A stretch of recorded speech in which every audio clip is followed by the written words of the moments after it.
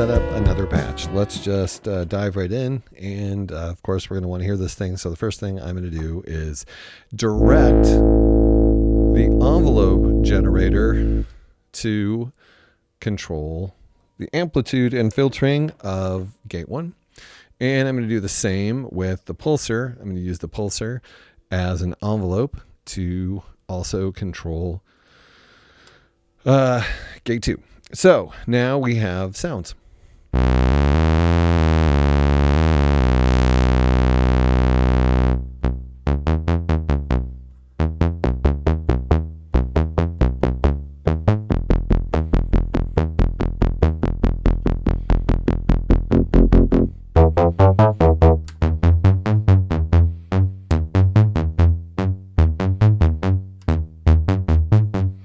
So I think I'm going to make gate 2 a little more percussive. So I'm only going to use the amp and not the filtering. And gate 1, I might just use a combination of both.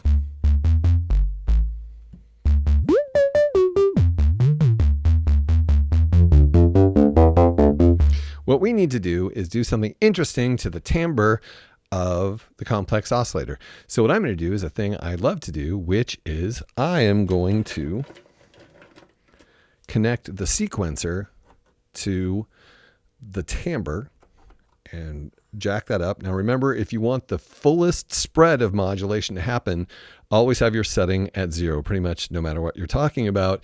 If you're modulating a thing, you want the whole spread of modulation that's possible, have your setting at 0. So I'm going to set the timbre at 0 so we can get the widest spread of interesting sounds.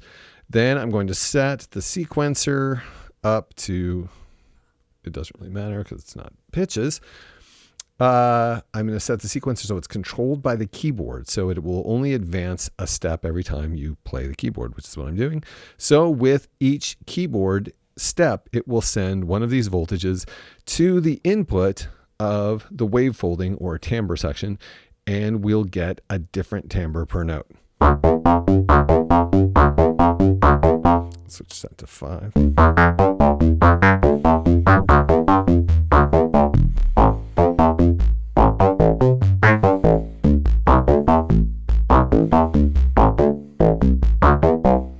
And to be interesting and fun, let's dual purpose that sequencer and also use it to control the length of envelope that the pulsar is generating for gate 2, which is the mod oscillator. Let's listen to that.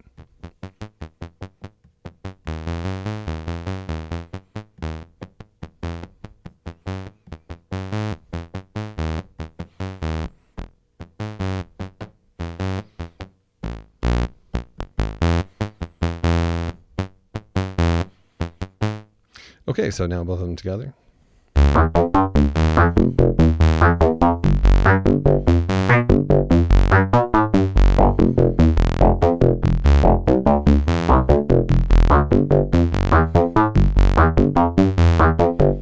So that is fun. What other fun can we have? Okay, we could also, let's take something out of that pulsar again and use it to control the sustain of the envelope generator. You'll notice we're on transient, so it's not paying a huge amount of attention to the sustain, but the sustain does still exist even in transient mode. So this will bring about a slight difference.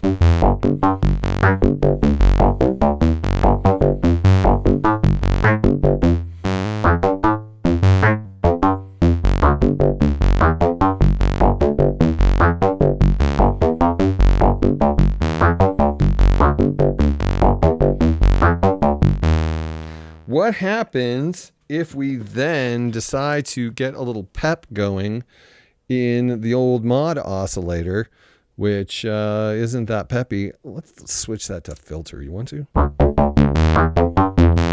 I like that better. Okay, so let's do something weird, like take the complex oscillator output and put it into the modulation oscillator input and see if we can get some interesting modulation.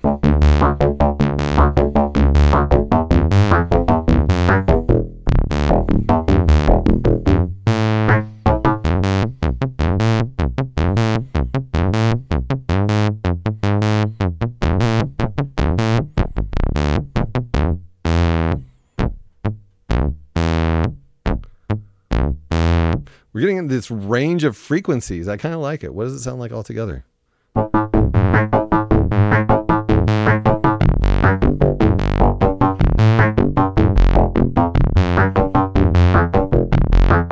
We're getting enough of pitch out of it that it still sounds like it's playing along with the frequencies we're hearing from the complex oscillator, but it's got these weird variations in it that just kind of undulate. I really like it.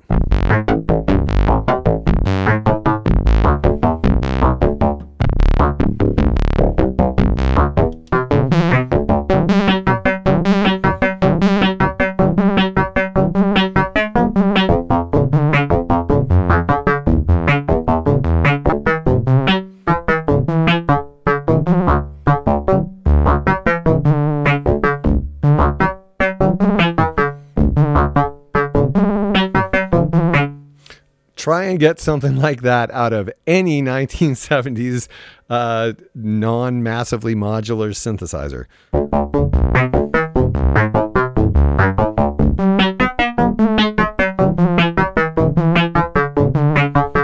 So that, ooh, and let's add some reverb. We have only a few moments left.